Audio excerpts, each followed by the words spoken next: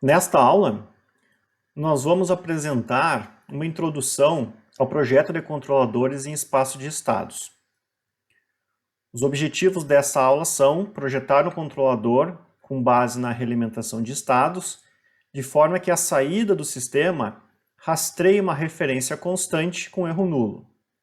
Também, com essa estratégia de controle, deseja-se que o sistema tenha polos que forneçam o desempenho transitório requisitado. Por fim, vamos verificar os efeitos de perturbações no sistema sobre a saída deste. Inicialmente, vamos considerar um sistema descrito em espaço de estados e a seguinte estrutura de controle. Tenho a planta que eu desejo controlar, esta planta tem uma entrada, tem uma saída, e eu estou medindo todos os estados, e cada estado que eu estou medindo é ponderado por um ganho. As saídas desses blocos de ganho são somadas com o sinal invertido. Adicionalmente, aqui na entrada eu tenho a referência que eu gostaria que a saída seguisse, com erro nulo, e um ganho que pondera esta referência. Observe que temos um sistema com realimentação de estados, que foi abordado na aula de alocação de polos. Desta figura, a ação de controle U que vai entrar na planta, ela pode ser definida desta forma, ou seja, tenho aqui menos em evidência, K1 vezes X1 mais K2 vezes X2 até Kn vezes Xn. Adicionalmente, eu estou somando a referência ponderado por esse fator Kr. Esse vetor de ganhos de K1 até Kn, eu vou denominar ele de um vetor K. Com isso, essa lei de controle, ou seja, o que eu estou aplicando na entrada da planta, pode ser reescrito desta forma. Observem que temos aqui, portanto, a lei de controle menos Kx, que, como eu comentei, foi abordada na aula de alocação de polos. A diferença é que agora temos uma referência que é ponderada por um fator Kr. Substituindo a lei de controle na equação dinâmica do sistema, nós chegamos nessa representação para o nosso sistema agora em malha fechada. Então, os autovalores da matriz A do sistema de malha fechada, que é A menos BK, vão ser os polos do sistema em malha fechada. A determinação do vetor K, que é usado nessa realimentação de estados, segue o método de alocação de polos que já estudamos. A determinação do ganho Kr, que pondera a referência do sistema, é feita através do cálculo do ganho Cc deste sistema em malha fechada, considerando inicialmente Kr igual a 1. De posse do ganho Cc, invertemos este ganho e este ganho é o valor de Kr. Vamos fazer um exemplo para ilustrar o procedimento de projeto deste controlador. Vamos supor que tenhamos esta planta e que desejamos que os polos de malha fechada deste sistema estejam em menos 2 mais ou menos J2 raiz de 3 e um terceiro polo em menos 10. Ou seja, menos 2 mais ou menos J2 raiz de 3 vão ser os polos dominantes do sistema em malha fechada. Adicionalmente, eu quero que a saída rastreie uma referência do tipo degrau com erro nulo. Esse sistema tem polos em 0, menos 1 e menos 2, que são os autovalores da matriz A do sistema de malha aberta, que podem ser calculados através do MATLAB ou do Python, utilizando esses comandos. Antes de fazermos o projeto, vamos determinar a representação do sistema em malha fechada sem compensador. Isso vai ser útil para compararmos ao final do projeto a resposta transitória do sistema sem compensador em malha fechada com a resposta do sistema compensado em malha fechada. Para isso, vamos fechar a malha do sistema e trabalhar com a sua representação em espaço de estados. Para obtermos a representação do sistema em malha fechada sem compensação, partimos das equações que descrevem o sistema em malha aberta, ou seja, descrevem a relação entre U e Y, e a partir desse diagrama de blocos, observamos que a ação de controle U que é aplicada na planta é a referência menos a saída do sistema. Logo, o nosso U é R menos Y, só que o Y é C vezes X, que eu já substituí aqui. Agora, substituindo U na equação dinâmica do sistema, nós temos essa representação que, reescrevendo, fornece a equação dinâmica do sistema em malha fechada. A saída y do sistema não é alterada, portanto, este par de equações é a representação em espaço de estados deste sistema em malha fechada sem nenhum compensador. Fazendo a substituição das matrizes A, B e C do problema, temos esta representação para o sistema em malha fechada sem compensador. Em malha fechada, esse sistema tem os seguintes polos, que são os autovalores da matriz A do sistema em malha fechada. Se compararmos esses polos com os polos desejados, nós observamos que queremos um sistema mais rápido, pois os polos dominantes devem ser, em malha fechada, menos 2, mais ou menos J2 raiz de 3, e o terceiro polo deve estar em menos 10. Ao final da aula, vamos utilizar esta representação para compararmos as respostas ao degrau dos sistemas com e sem compensador em malha fechada. Vamos à solução do problema. Inicialmente, precisamos determinar se o sistema é controlável. Para isso, montamos a matriz de controlabilidade, lembrando que o sistema tem 3 estados. Portanto, para o sistema ser controlável, o posto da matriz M tem que ser 3. Logo, esse sistema é controlável, visto que o posto dessa matriz é 3. Tanto o MATLAB quanto o Python podem nos auxiliar na montagem da matriz M e no cálculo do seu posto. Na sequência, calculamos o polinômio característico desejado para o sistema em malha fechada. Ele é obtido a partir dos polos desejados.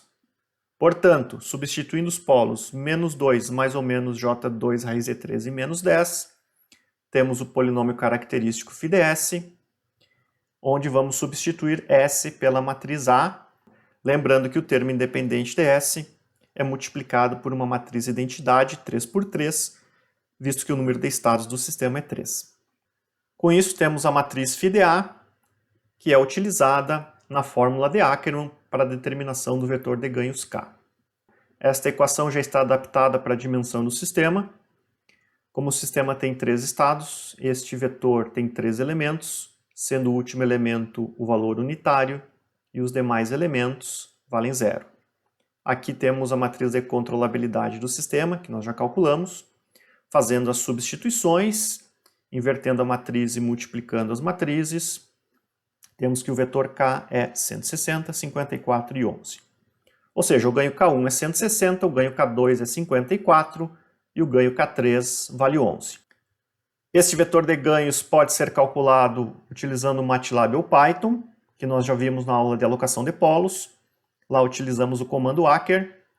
E aqui eu introduzi um outro comando que também pode ser utilizado para o cálculo deste vetor, que é o comando place, que aparece tanto no MATLAB quanto no Python. Vamos agora representar o sistema compensado em malha fechada.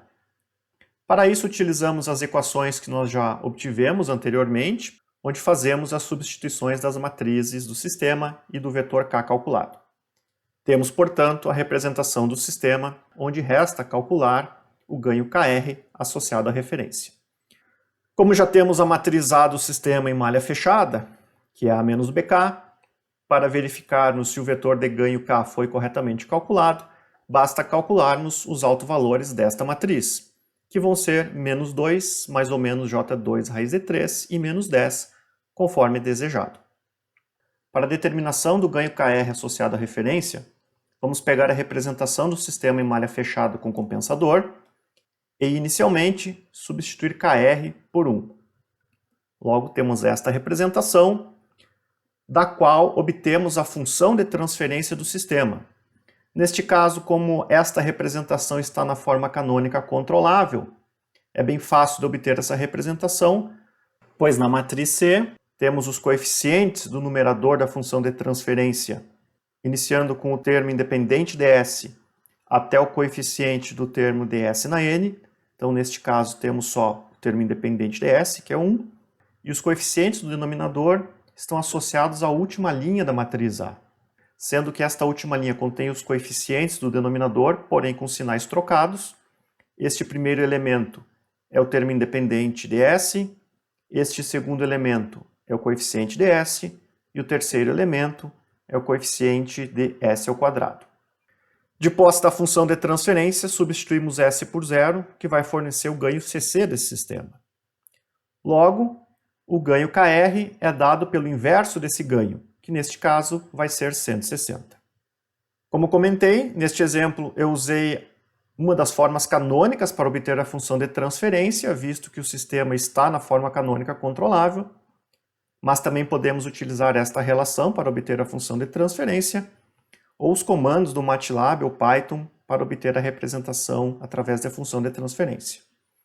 Esses programas também podem nos auxiliar no cálculo do ganho CC, através do comando thisGain, onde eu preciso passar um sistema representado em espaço de estados, e ele vai fornecer o ganho CC que nós acabamos de calcular. Considerando agora o ganho KR que acabamos de determinar, vamos representar o sistema em malha fechada. Então, esta é a representação do sistema compensado em malha fechada. De posse desta representação, vamos fazer agora a comparação da resposta ao degrau do sistema compensado com o sistema em malha fechada sem compensador. Temos aqui esta comparação. Em azul, o sistema sem controlador em malha fechada, e em vermelho, o sistema compensado. Observem que em ambos os casos, os sistemas vão para referência em malha fechada, porém, o sistema compensado tem uma resposta transitória mais rápida, visto que nós alocamos os polos dominantes mais afastados do eixo imaginário. Então a resposta está coerente com o desejado. Para verificarmos a influência do ganho KR, eu fiz uma segunda simulação, onde eu considerei o sistema com ganho KR igual a 1. A resposta transitória é a mesma do sistema que nós compensamos, com KR 160, porém ele não converge para referência. Isso é devido ao ganho CC do sistema, que é 1 sobre 160, que neste caso não foi compensado. Ao compensarmos o sistema com ganho KR 160, que é o inverso do ganho CC, nós ponderamos a referência e com isso o sistema segue a referência com erro nulo. Aqui temos o script em MATLAB para este projeto, onde eu declaro a planta, monto a matriz de controlabilidade, verifico seu posto, determino os polos desejados em malha fechada, calculo o vetor K, fecho a malha do sistema considerando KR igual a 1, que é para a determinação do ganho CC do sistema, e com isso calcularmos o ganho KR associado à referência do sistema, que é o inverso do ganho CC. Fecho a malha do sistema agora com o ganho KR correto. Aqui eu fecho a malha do sistema sem o controlador só para compararmos as respostas ao degrau. E ploto as respostas ao degrau desses sistemas. Aqui o script em Python equivalente. Temos aqui a importação das bibliotecas, declaração do sistema, cálculo da matriz de controlabilidade e do seu posto, defino os polos de malha fechada desejados, calculo o vetor de ganhos K, fecho a malha do sistema considerando KR1 para o cálculo do ganho CC e consequente cálculo do ganho KR associado à referência, que é o inverso desse ganho CC, fecho a malha do sistema com ganho KR correto, fecho a malha do sistema sem compensador e ploto as respostas ao degrau desses sistemas para comparação.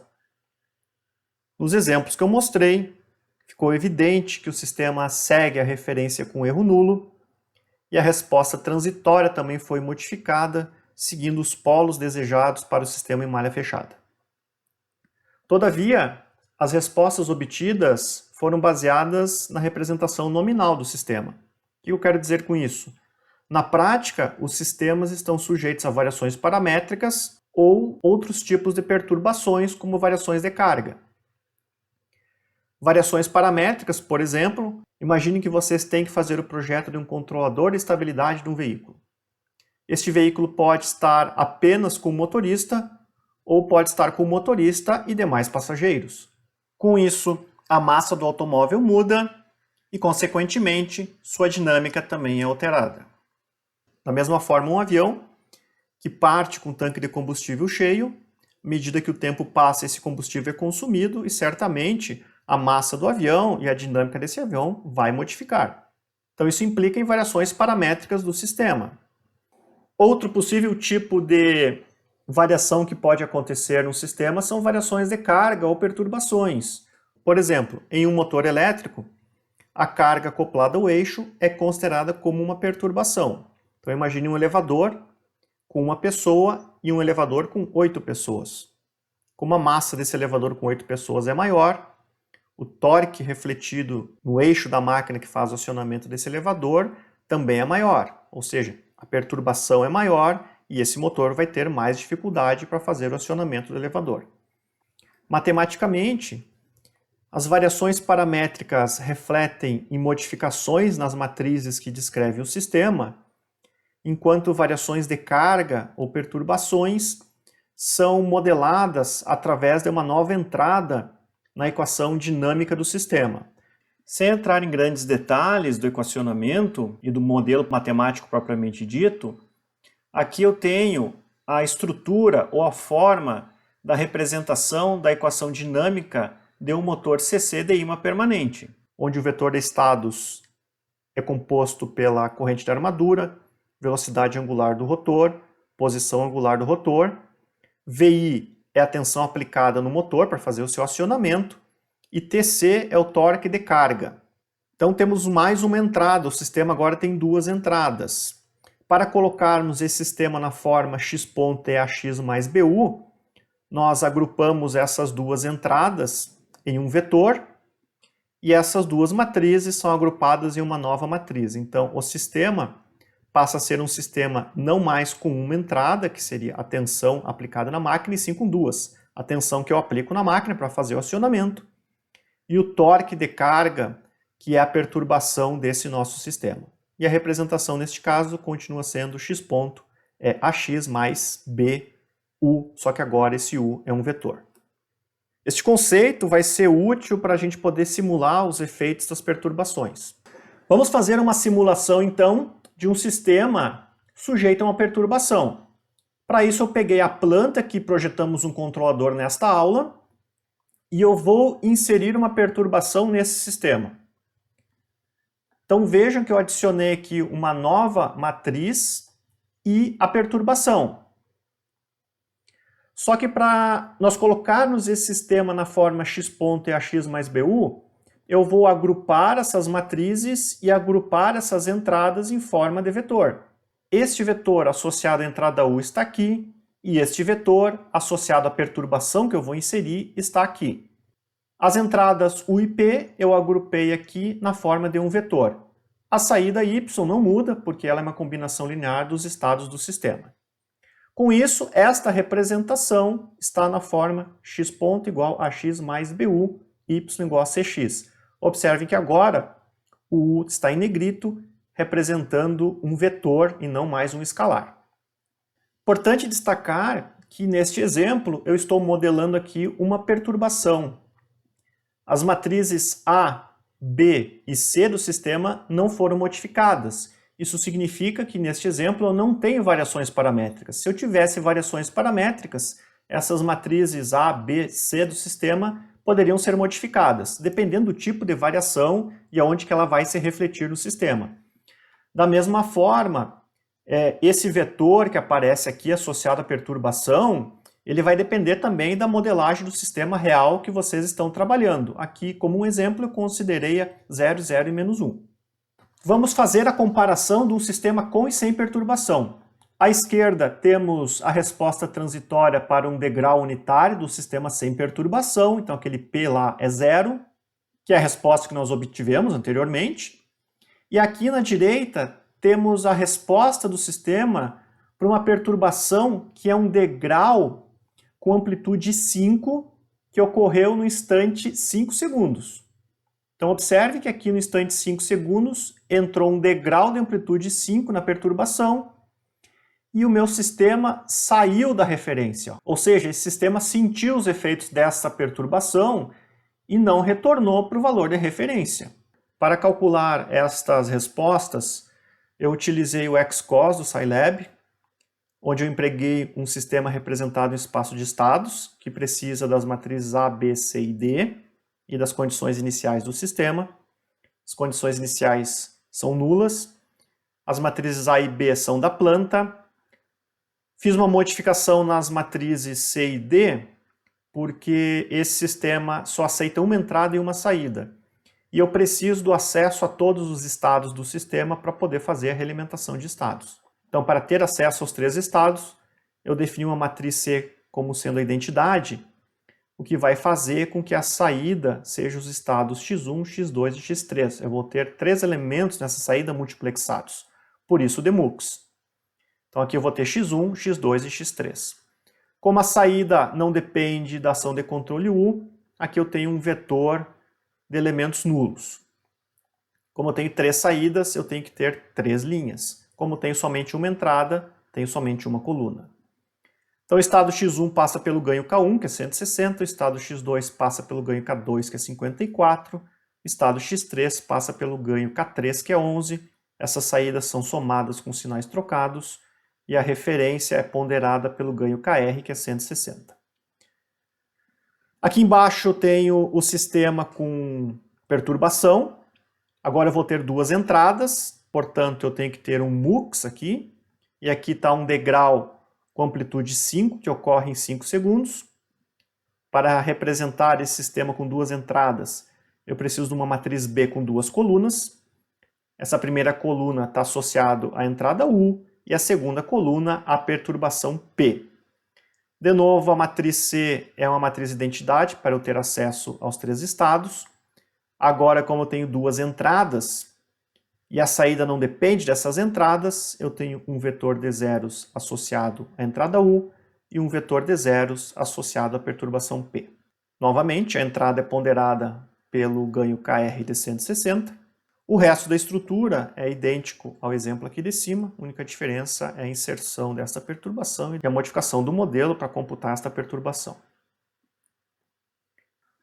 Aqui temos o Scilab, onde eu defini esse sistema através das matrizes A, B, C e D, bem como as condições iniciais todas nulas.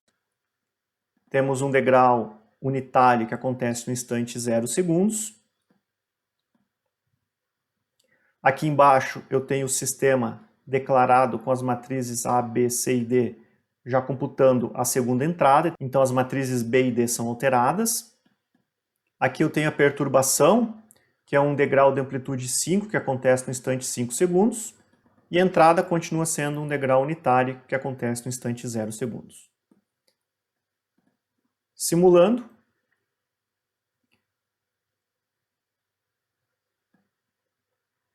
observamos que o sistema não sujeito à perturbação mantém a saída na referência, enquanto o sistema que tem uma perturbação que ocorre no instante 5 segundos sai do valor da referência, ou seja, tem um erro em regime permanente devido a esta perturbação.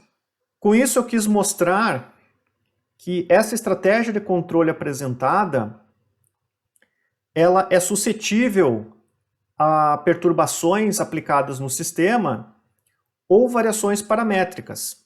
As variações paramétricas, embora eu não tenha ilustrado aqui, elas vão modificar as matrizes do sistema e com isso o ganho CC do sistema pode ser alterado.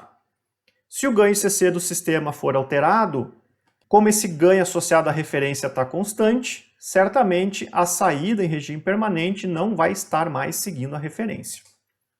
Mas isso é tema de estudo para a próxima aula. Espero que essa aula tenha sido proveitosa para todos e até lá!